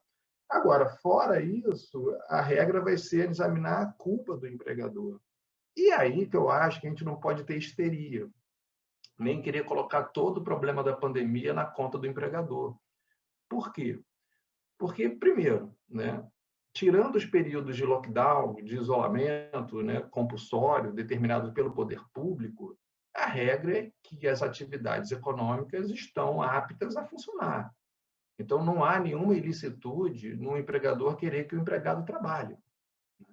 Não há lei que proíba que ele exija o trabalho do empregado, desde que o poder público esteja permitindo que a atividade ocorra naturalmente. Então, ele não tem culpa nesse evento, né? É um risco que a sociedade corre, né? Outro dia eu brinquei com um pedido de insalubridade por Covid, eu falei, olha, hoje o mundo é insalubre, né? Nesse momento que a gente está vivendo, pedi uma pizza da adicional de insalubridade. No início da pandemia, lembra? Eu andava com 2 álcools na mão, espirrando em tudo, porque, assim, qualquer entregador é potencialmente um risco para a minha vida, né? No início a gente estava assim, hoje já está mais tranquilo, mas enfim. Então, assim, nas demais atividades, a gente tem que olhar a culpa do empregador. E o empregador que está agindo de acordo com as prescrições do poder público. Hora de lockdown, fecha todo mundo. Hora de abertura, abre. E que está adotando todo o padrão de comportamento que é exigido pelo poder público, e hoje o nosso norte é a Portaria 2020, né, da época do Ministério da Economia, e tem lá todos os regramentos para você adotar, todos os protocolos para evitar a contaminação. Uma empresa que está fazendo aquilo, em regra, a gente pode dizer o seguinte, olha, infelizmente aconteceu a contaminação, mas eu não vejo nada no comportamento da empresa que tenha gerado isso, né? Porque a contaminação, por mais que a gente adote os protocolos, todos nós sabemos, ela não fica completa 100% impedida, né? E nem a vacinação, pelo que a gente está vendo até agora, né? A gente não tem 100% de controle, né, de eficácia. A gente tem, obviamente, as estatísticas já mostram um resultado positivo maravilhoso, né? Mas, infelizmente, não é 100%. Né? Então, assim, a gente não pode ter essa histeria de querer colocar tudo na conta do empregador. Né? Fiquei doente, a culpa é do empregador, vou receber um dinheiro lá no final das contas. Até porque a gente tem que ter uma enorme responsabilidade nesse momento que a gente vive. Né? Passada a pandemia, que a gente espera esteja chegando ao fim, né, por tudo que está aparecendo, se Deus quiser, a gente vai ter um outro drama que já começou a aparecer, que é o drama da retração da atividade econômica. O Brasil voltou para o mapa da fome. Hoje são 19 milhões de pessoas passando fome no Brasil e cerca de 100 milhões de pessoas em risco. Ou seja, a gente tem quase metade da população brasileira arriscada, né, com risco de passar fome. Isso é muito sério. E isso está diretamente ligado à tragédia da atividade econômica que a pandemia gerou. Né? A gente está ali no cotidiano das audiências trabalhistas, a gente está vendo. A maior parte das empresas hoje nem se defende. Simplesmente fala, doutor, não paguei, não tenho como pagar, fechei, não tenho o que fazer, é isso mesmo. Quero fazer acordo em 40 vezes, 40 parcelas de 200. Está assim hoje em dia. Então, assim, é uma triste realidade. Então, a gente não pode também achar que a empresa vai sustentar todos os dilemas do que a gente está vivendo. Né? Não me parece adequado. A gente tem que ter muita parcimônia e atribuir as responsabilidades conforme as regras do jogo, né? As regras que estão aí postas pelo ordenamento jurídico. Tá? Então, esse é o primeiro comentário dessa questão aí do nexo causal e a Covid. Então, regra para mim, provar no caso concreto. Tá? Segundo, a questão de ambientes insalubres por Covid. Né? Eu acho que... Eu até já escrevi um dos artigos na minha coluna, né? Toda terça-feira eu publico uma coluna na Conjur, consultor jurídico, e eu gosto sempre de trazer temas assim polêmicos, temas que instigam, né? Eu faço crítica, enfim, por uma fase que eu acho que é importante a gente falar, né? E questionar e repensar. Eu acho que isso é bom para a comunidade, né? E eu critiquei uma decisão judicial do TRT4 do Rio Grande do Sul, onde a colega juíza entendeu que um trabalhador numa agência de correios, pelo fato de estar atendendo o público, deveria receber insalubridade em grau máximo, só pelo fato da possibilidade de ter gente entrando na agência contaminada, sem, né, nenhum tipo de análise se realmente as pessoas estavam contaminadas ou não, enfim, só pela possibilidade. Né? E eu critiquei, porque a colega fez uma interpretação da NR15, lá no anexo 14, dizendo que a gente deveria interpretar a exigência de contato com pacientes e em isolamento por doenças infecto-contagiosas de uma forma extensiva. E para a Covid não haveria necessidade do paciente estar isolado, né? Bastaria viver para ter insalubridade, assim, bastaria estar em contato com seres humanos para ter a insalubridade em grau máximo. Aí eu critiquei, por quê? Porque a insalubridade, para a gente caracterizar, a gente tem uma regra jurídica estabelecida na CLT, né? Que é estar na previsão da NR, assim, não dá para a gente inventar situações que não estão previstas na NR. Então, assim, se não tivermos previsão de que determinada situação pode gerar insalubridade, por mais que a gente queira interpretar, eu acho que existe um limite muito claro. Agora, concordo com a interpretação da Fernanda no que diz respeito à classificação do SARS-CoV-2 como risco 3. Porque aí eu acho que a gente tem realmente uma margem interpretativa, porque se trata de algo novo, que já tem previsão na norma, como vírus humano, e que as evidências científicas até o momento demonstram as circunstâncias de risco 3, pelo menos. Né? Então, eu acho que, nesse sentido, a gente tem uma margem boa. E aí, o que eu orientaria o perito técnico, nesse momento de fazer o laudo? Explicar isso para o juiz. Eu acho que o perito ele coloca as duas situações. Senhor juiz, tem duas formas de se interpretar essa questão. Existe a questão técnica, mas que envolve a questão jurídica. Então, aqui nós temos as duas possibilidades de solução. E aí, deixa o juiz resolver. Por quê? E digo mais, porque se não se chegar nesse esclarecimento para o juiz, a chance do juiz nem alcançar essa discussão é grande, porque envolve essa questão técnica que a gente não domina, né? E como eu falei antes da gente começar aqui o evento, eu estou entre aqueles juízes que acham que a gente não entende muito bem sobre prescrição de remédios, sobre prescrição de vacinas, né? Eu acho que o magistrado não deve muito, né, se imiscuir nessas questões. A gente tem que ser, nesses aspectos, mais obtuso, né, e confiar no técnico que vai nos assistir. Então, eu acho que, nesse aspecto, o ideal é trazer exatamente essa discussão que a Fernanda colocou para a gente, mostrar essas duas possibilidades e, realmente, né, fazer o laudo, se entender dessa forma, isso, se entender daquela forma, aquilo. Eu acho que é como eu gostaria de receber essa questão hoje, enquanto isso tudo não estiver pacificado. Isso vai ajudar, inclusive, no debate, até para formar a jurisprudência, né? Então, assim, das principais provocações era isso, né? E aí eu vou entrar num outro debate, que eu já até vi aqui perguntas sobre questão de passaporte sanitário, né? Se é constitucional ou não, que é um debate que eu gosto muito também. Vou procurar ser assim, bastante sucinto para a gente ter tempo para as dúvidas, etc. Primeira coisa que é importante falar é o seguinte, gente, eu nem questiono se vacina é algo bom ou ruim, eu nem questiono isso, tá? As estatísticas já estão aí mostrando, né? Nós estamos, graças a Deus, num período em que o número de mortes reduziu drasticamente, graças a Deus, por conta, obviamente, do efeito da vacinação, né? Já temos aí praticamente metade da população vacinada. Então, assim, sou extremamente a favor, sempre fui desde o início. Meu irmão é médico, infectologista da Fiocruz, do Rio de Janeiro. Então, assim, não posso nem falar em nada que não seja acreditar na medicina, senão sai briga familiar, né? Aliás, parabéns pelo Dia do Médico. Os médicos que estão nos assistindo aí, foi ontem, né? Então, parabéns, meu irmão sempre cobra. Não esquece de mim, o dia 18 de outubro. Então, nunca esqueço o Dia do Médico. E, feita essa ressalva de que não é uma questão pessoal, tá? Não é nada disso, é uma análise jurídica, e eu tenho assim, muita preocupação com essa questão do passaporte sanitário.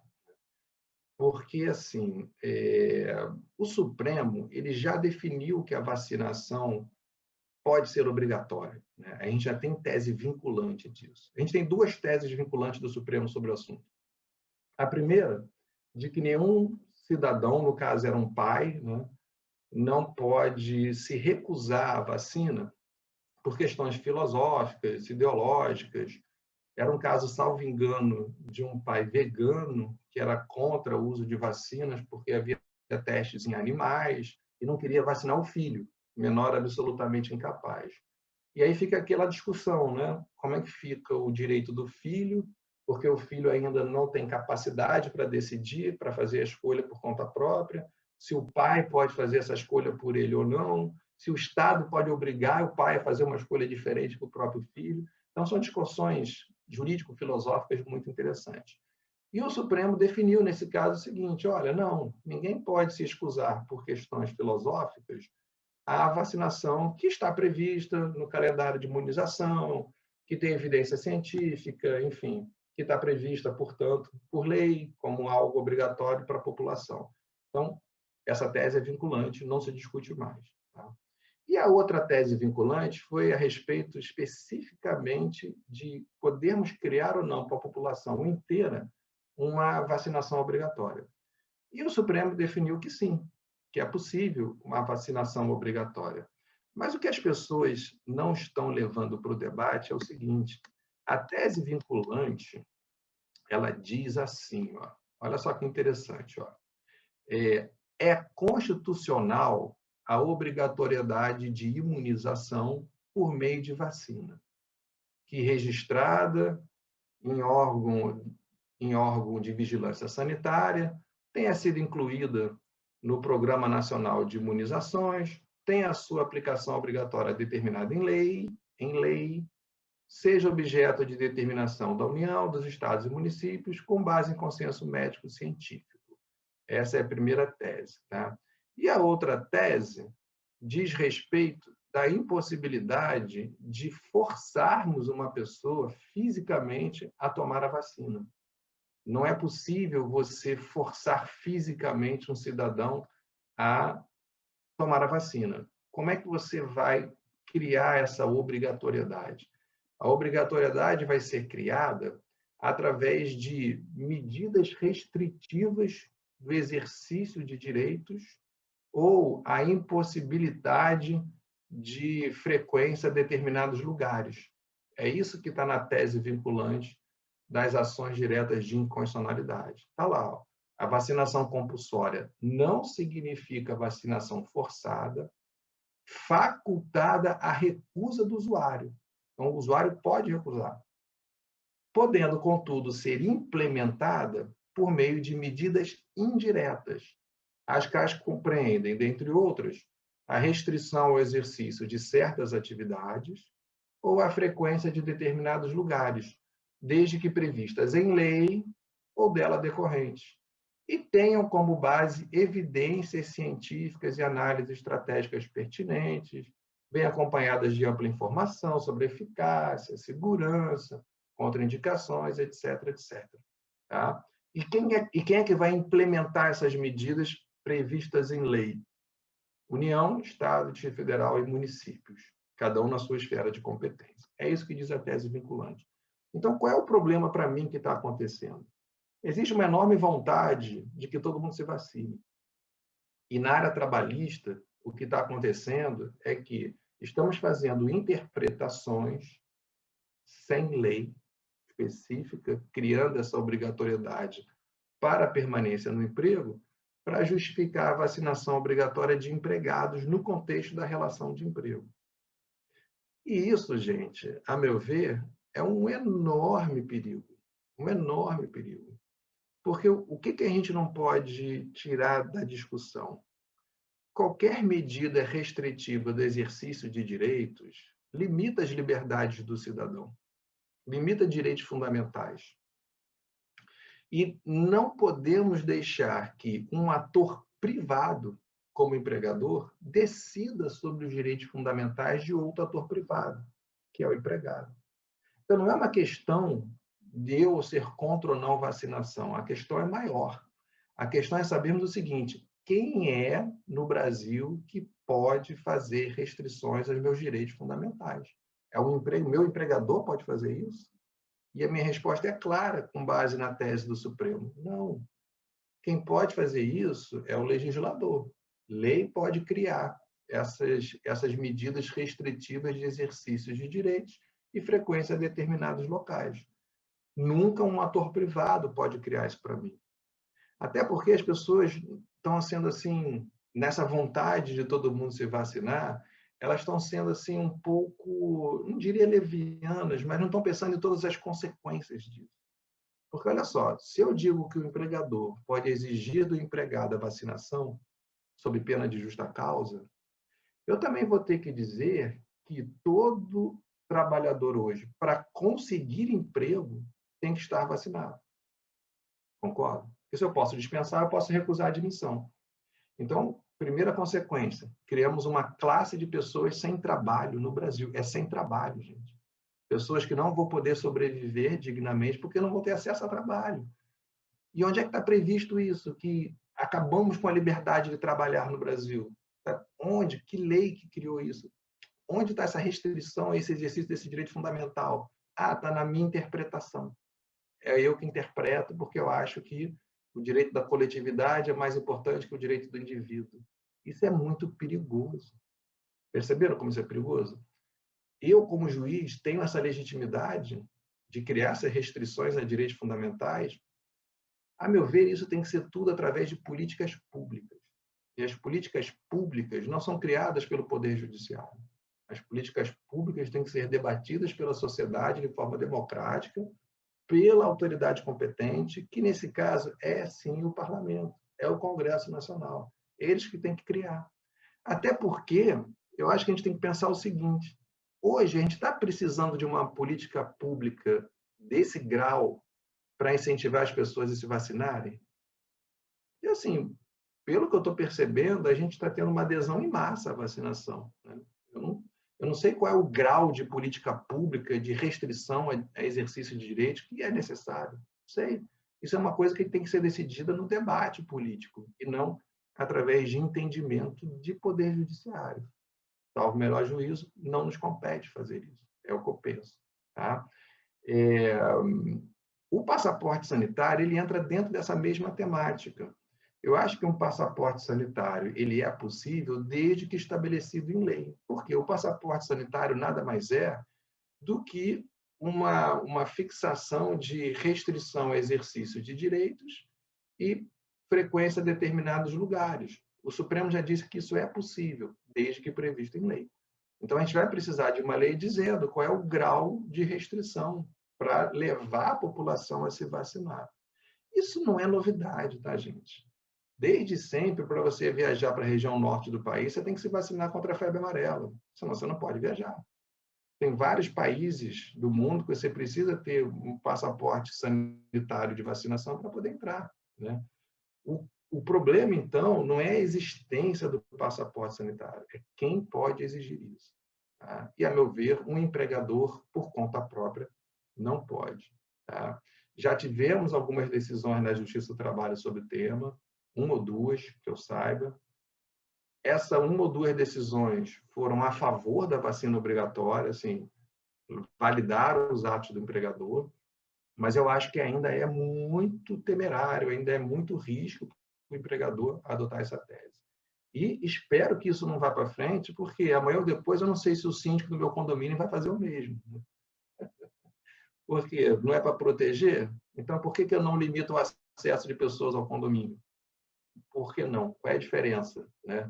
E outra coisa, acaba sendo uma discussão muito hipócrita também, porque assim, eu tenho que imunizar todos os meus empregados, ok. E aí eu boto meu empregado em contato com todo o público que não está imunizado necessariamente. Então, assim, se é para proteger o empregado, então, para entrar no meu restaurante, tem que ter passaporte sanitário. Olha só como as coisas vão criando um corpo complexo. Daqui a pouco o empregador está exigindo passaporte sanitário da população, do usuário, do consumidor. E isso é, sim, restrição a direitos fundamentais, para mim, de forma equivocada, porque simplesmente não tem previsão em lei. Então, repito, não sou contra a vacinação obrigatória, sou a favor da forma correta, para preservar os nossos direitos fundamentais, como política pública, para levar a população a se imunizar. É apenas essa a minha discordância com o que está acontecendo aí no debate. E sem negacionismo, terraplanismo, nada disso. É só uma questão jurídica de como implementar isso, nada mais. Tá? Então, E outra coisa que as pessoas também estão esquecendo é o seguinte, né? Uma última consequência jurídica, e caso a gente adote essa tese.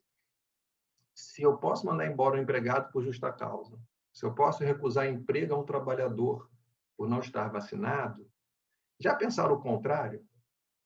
Eu tenho 50 empregados e eu, empregador, não quero me vacinar. Os 50 empregados podem pedir rescisão indireta e abandonar o trabalho para se proteger contra a Covid. Então, se eu permito, se eu entendo que é possível a justa causa, eu tenho que também entender possível o outro lado, a rescisão indireta.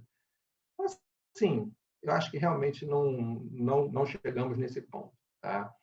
Isso tudo do ponto de vista teórico, né? Eu tenho um cunhado que é empresário que ele fala, Otávio, é linda essa teoria, mas lá na minha empresa, quem não vacinar está fora. Por quê? Porque depois vai ficar doente, ainda vai pedir minha responsabilidade, dizer que eu tenho que pagar essa conta porque o sujeito ficou doente. Porque ele trabalha, mas no final de semana vai para a praia e depois ele vai dizer que sou eu o culpado de ter pego Covid. Então, Otávio, tudo lindo, mas na prática não vacinou, está fora. Mas ele manda embora sem justa causa. Ele manda embora com justa causa. Tá?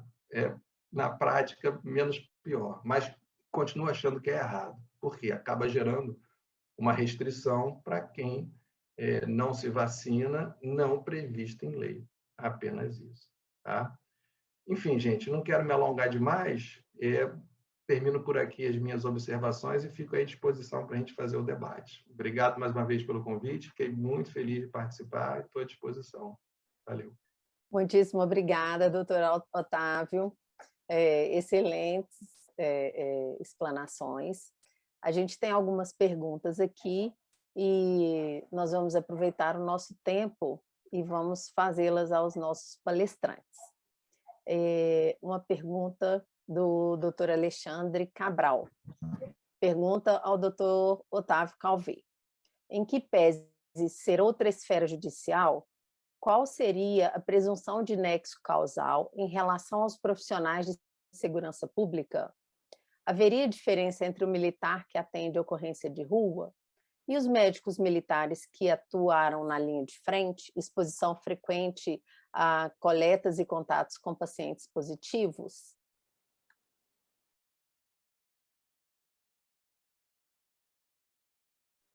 Doutor Otávio, eu sei, meu som não estava abrindo.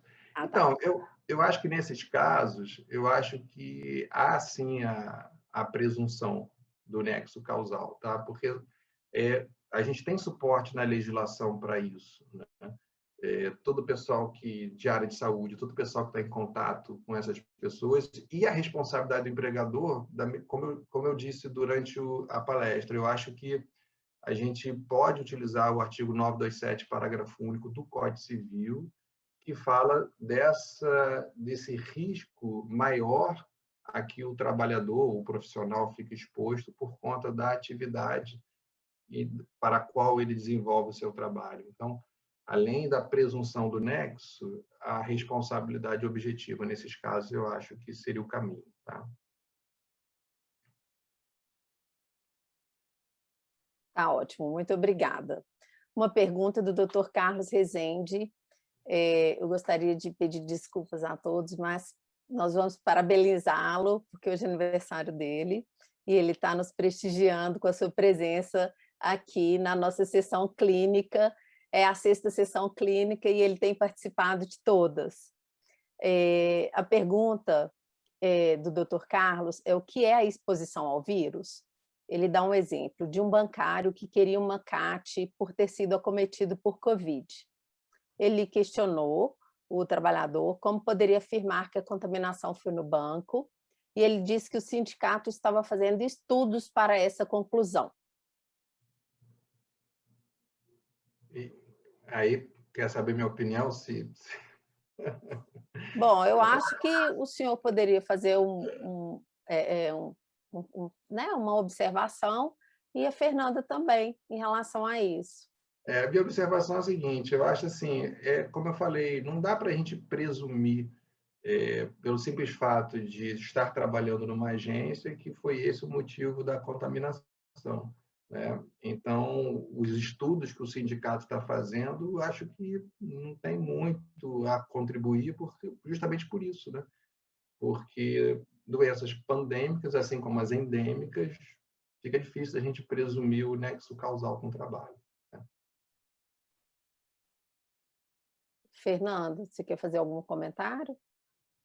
Então, sobre essa questão, eu também tenho o mesmo entendimento do doutor Otávio. A gente tem essa questão de que, em aspectos epidemiológicos, né, lógico que um trabalhador que está atendendo público, ele vai estar mais exposto do que um trabalhador que está de home office. Mas a gente não vai conseguir equiparar isso aos trabalhadores que atuam, por exemplo, diretamente com os pacientes que estão acometidos de forma certa, definida, no caso dos trabalhadores de saúde, né? Só uma outra observação que eu queria fazer é com relação aos postos de saúde, né? Que a gente está tendo demanda disso aqui no TRP3. A norma, ela fala em pacientes em isolamento, contato permanente com pacientes em isolamento. E aí também vem outro ponto frágil, né, que é polêmico, porque o paciente que está com Covid chega no posto de saúde, ele ainda não está em isolamento. Mas aí a gente parte da premissa também de que ele está procurando um posto de saúde porque provavelmente ele está com sintoma. Numa pandemia, ninguém vai passear no posto de saúde, né? Então, assim, é muito complexo a gente fazer essa análise. Mas, com relação ao banco, de fato, eu também acredito que esse estudo do sindicato ele não vai chegar numa conclusão objetiva que comprove essa exposição, não. Outra pergunta para o Dr. Otávio Calvé, da Reice Maciel Coelho. O jurídico de uma empresa vai implementar uma norma interna. O colaborador que não se vacinar estará impedido de entrar na empresa. Posteriormente, com as faltas acumuladas, poderá ser demitido. Qual é a avaliação do senhor a respeito disso? Então, eu acho uma decisão perigosa. Nesse momento, a gente não tem assim um suporte jurídico claro para a empresa criar na verdade, está criando esse passaporte biológico, esse passaporte sanitário para a empresa dela, né? Volta àquela discussão que a gente tinha falado, assim, o empregador pode exigir esse dado, porque outra coisa para complementar o que eu já tinha falado na exposição é o seguinte: se eu posso pedir atestado de vacinação de Covid, de que outras doenças eu também posso pedir? Por que só Covid? Por que só essa? Essa é que está ok, está todo mundo aqui desesperado, mas e aí, eu posso começar a pedir as outras também, as outras vacinas todas? E aí a gente vai entrar numa esfera de que a gente não tem fim, não tem limite. O que eu posso investigar da saúde de um trabalhador? Lembrando, gente, que a Lei Geral de Proteção de Dados fixa esses dados todos como dados sensíveis, que eu tenho que dar justificativa para receber esses dados, tem que ter uma finalidade específica para que eu possa utilizar esse dado sensível. E assim, de novo, é muito complexo, porque isso pode estar ferindo a intimidade do trabalhador, né? E pode gerar dano moral, né? Pode gerar uma recusa indevida com discriminação biológica. Então, assim, eu fico de cabelo em pé assim, com essas soluções nesse momento. Eu acho que o debate ainda é muito prematuro para a gente já estabelecer isso, principalmente em norma interna, né? Que para nós é como se fosse um outdoor da conduta do empregador, né? Vai aparecer assim e aí vai ficar realmente dependendo do entendimento de cada juiz. Cada juiz vai ter uma análise diferente. Vários vão concordar comigo. Eu já vi minha querida amiga Andréa Kelsey aqui, que até boa noite, Andréa, botou uma mensagem que concorda comigo. É outra juíza que tem essa visão como eu. E outros vão entender diferente. Então, você vai ficar aí sujeito a uns 10 anos de discussão na justiça até isso ficar pacificado. E, nesse meio tempo, muita gente prejudicada, muita gente condenada, muita gente discriminada, muito empregador sofrendo condenações de dano moral, até pacificar lá na frente. E, sinceramente, hoje, eu não tenho como dar um mínimo de previsibilidade de como isso terminaria, porque não vai terminar na Justiça do Trabalho, vai terminar no Supremo.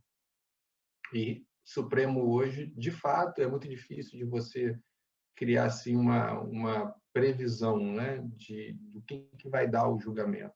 O Supremo ele tem uma forma de julgar hoje que nos surpreende. Na área trabalhista, toda hora a gente leva um susto. Aí, ué, ninguém nunca tinha pensado nisso e o Supremo definiu, né? Então, eu acho que não é interessante nesse momento, não. Eu esperaria mais, eu daria mais tempo para a discussão amadurecer. Outra pergunta, do Luciano Rodrigues. Como definir o contato permanente para a caracterização da insalubridade, quando a norma diz que é necessário contato permanente para ter o direito à insalubridade? Fernanda, quer responder essa primeiro? Que fez parte da sua... Então, com relação ao contato permanente, a gente tem que levar em consideração aí que a norma já tem 42 anos, né? E de lá para cá a gente teve muitas questões que foram estudadas e também que foram julgadas nesse sentido. Os peritos, eles têm se amparado na súmula 47 do TST, que é uma jurisprudência e que ela vem a esse entendimento, que não é necessário contato permanente. O contato intermitente, ele vai ser considerado nesse sentido.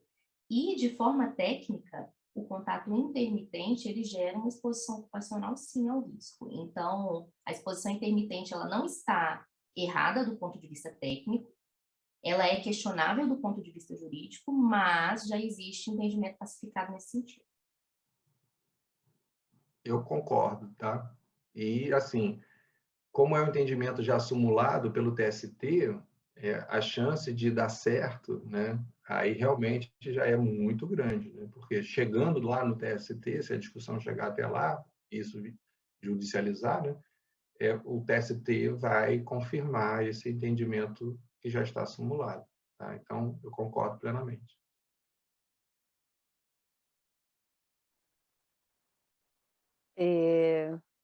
A Vivian Aguiar, uma pergunta para o Dr. Otávio.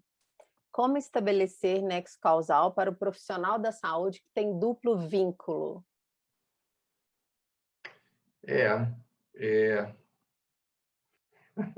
Não sei. Mas é muito interessante. Eu nunca tinha pensado nisso, é verdade. Porque você não vai saber, né, de fato, de onde veio, né?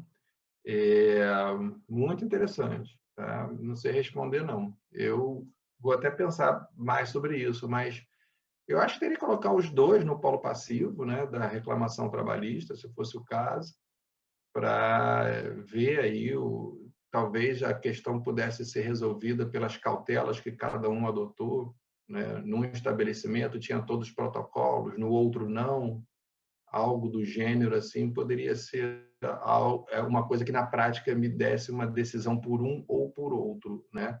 Mas se eu não tivesse como saber de fato, né, e presumindo o contato, né, a contaminação por conta do trabalho do profissional de saúde, talvez até meio a meio possa ser algo factível, né? Mas realmente não tenho resposta fechada para isso, não. É complicado, né? Ainda mais nós profissionais da saúde, que em regra temos mais de um vínculo, né? Vale, né? Enfim, o Marcelo Garius tem uma pergunta sobre como podemos externar um parecer sobre o nexo causal e o enquadramento da insalubridade frente à responsabilidade do empregador de conservar a saúde do trabalhador? O que eu tenho feito na prática, né, quando eu tenho que decidir sobre esses casos? O meu norte é a portaria 2020. Né? Eu vejo, e lembrando que essa portaria não começou lá no iniciozinho da pandemia, né? Ela foi posterior, e eu faço a seguinte percepção, né? O que o empregador poderia ter feito melhor do que ele fez na época, né? Porque a gente não pode esquecer que as informações estão sendo acumuladas agora a gente já tem, né, certos parâmetros que antes a gente não tinha, né? Então, eu procuro julgar dessa forma. O que ele poderia ter feito de diferente do que ele fez, né? E, no mínimo, a partir da portaria 2020, aqueles protocolos todos, né? Se não adotou aqueles protocolos, aí a chance do empregador responder é grande. Fernanda?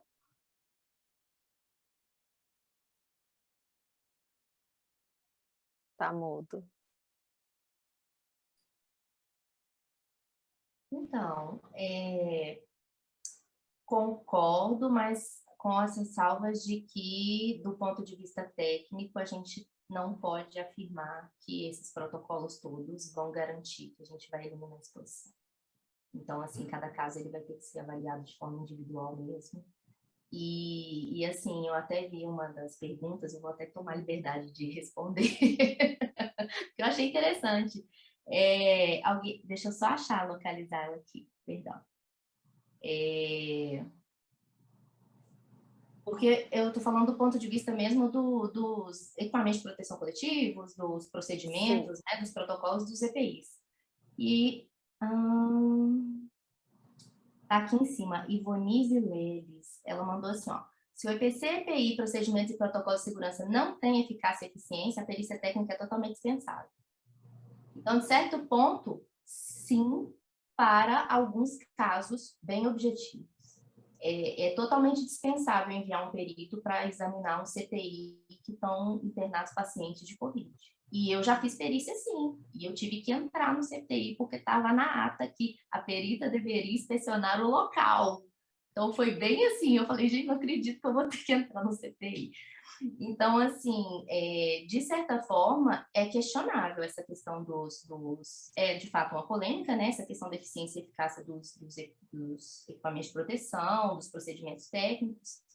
E aí eu também não tenho uma resposta no sentido de que dá para afirmar que vai. O meu posicionamento é de que não é possível, tecnicamente, afirmar que essas medidas são suficientes para colocar, né, no sentido de responsabilizar alguém. Então, assim, do ponto de vista técnico, é muito questionável.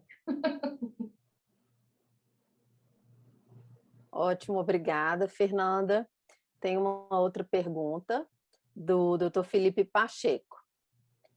Mas e se levarmos essa discussão para o direito de recusa?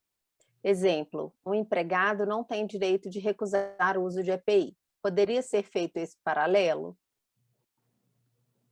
Creio que seja em relação à vacinação, doutor Otávio.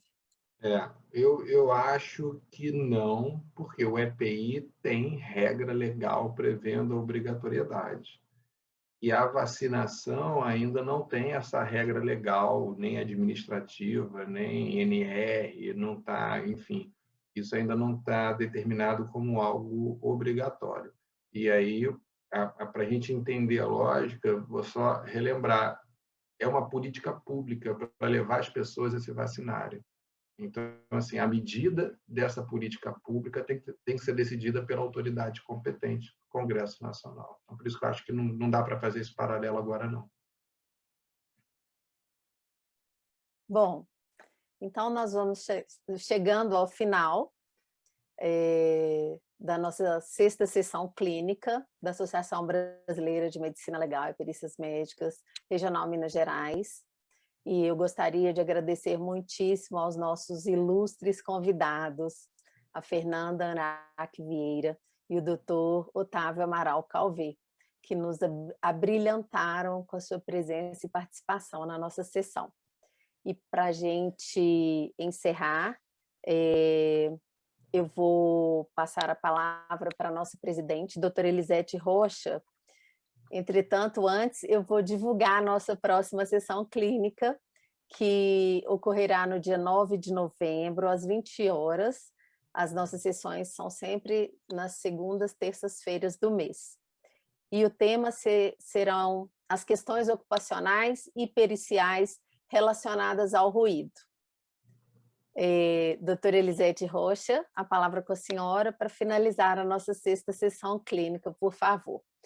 Antes, nós vamos deixar que a Fernanda faça as suas considerações finais e logo em seguida o doutor Otávio Calvé, por favor. Então, pessoal, queria agradecer mais uma vez a oportunidade de estar aqui com vocês hoje. Foi um prazer. Acabou que eu fiquei nervosa, mas saiu. Então, assim, queria deixar aberto aí, caso tenham dúvidas, queiram procurar, no sentido de que eu puder, estou à disposição de todos os colegas aí, para a gente poder discutir mais a respeito das questões. E é isso, polêmicas sempre existiram e parece que vão existir ainda por um bom tempo. Então, acredito que vale muito aí a gente se atrelar bastante à parte técnica, ter bom senso na hora de interpretar, e assim, a gente vai se adequando, né, conforme as mudanças aí que estão acontecendo nesse momento. Então, também uma dica é ficar atento às mudanças das leis aí, porque elas estão acontecendo agora, e isso vai impactar diretamente aí no nosso trabalho. Então, obrigada mais uma vez, até a próxima. Muito obrigada, Fernanda. Agora, o doutor Otávio Calvé. Queria só agradecer, principalmente pela oportunidade de ter aprendido bastante aqui, aprendi muito hoje, as reflexões de alto nível, as indagações assim instigantes, e com certeza eu saio daqui mais preparado aí para o nosso cotidiano. E vou fazer só um pequeno registro, senão minha esposa me mata. É que meu nome mudou para Otávio Torres Calvé por conta do casamento, então ela faz questão de deixar sempre registrado. para não sofrer aqui problemas depois de discriminação de gênero. Obrigado a todos, uma boa noite. Muitíssimo obrigada, doutor Otávio Torres Calvé. Peço desculpas pelo nosso lapso e a gente agradece muitíssimo a participação do senhor na nossa sessão clínica e a gente já o convida para as próximas e nós estamos à disposição, nós da Comissão Científica da BML-PM Regional Minas Gerais. Agora eu passo a palavra para a doutora Elisete Rocha para encerrar o nosso evento. Boa noite a todos. Boa noite. Em nome da BMPM Regional Minas Gerais, gostaria de reiterar, né, os agradecimentos aos nossos ilustres convidados da noite, a Fernanda, o doutor Otávio. É um tema, né, extremamente controverso e que os senhores conduziram assim, com maestria, né, de forma brilhante. A Flávia, né, nossa moderadora, sempre, né, enriquecendo nas discussões e conduzindo de forma brilhante. E hoje eu gostaria só de aproveitar para externar, né, a minha gratidão à Comissão Científica da nossa BMPM Regional Minas Gerais, que tem organizado e conduzido com maestria as nossas reuniões, né, compostas pelo diretor, doutor Guilherme Monteiro Chaves, e os nossos membros, doutora Adriana Franca Araújo Cunha, doutor Fernando Alves Leite, doutora Flávia Pereira Costa e doutora Lorena Barcala Reis. Lembrar, né, mais uma vez, que as nossas reuniões todas estão gravadas, estão disponíveis no nosso site da BMPM Regional Nacional. Agradecer imensamente aos colegas, né, e os operadores do direito que têm abrilhantado os encontros com a participação e com as discussões. Encerro com um grande abraço a todos e até a próxima reunião, dia 8 de novembro. Muito obrigada a todos e uma boa noite. Boa noite. Boa noite a todos. Boa noite a todos. Muito obrigado. Boa noite. Boa noite. Boa noite.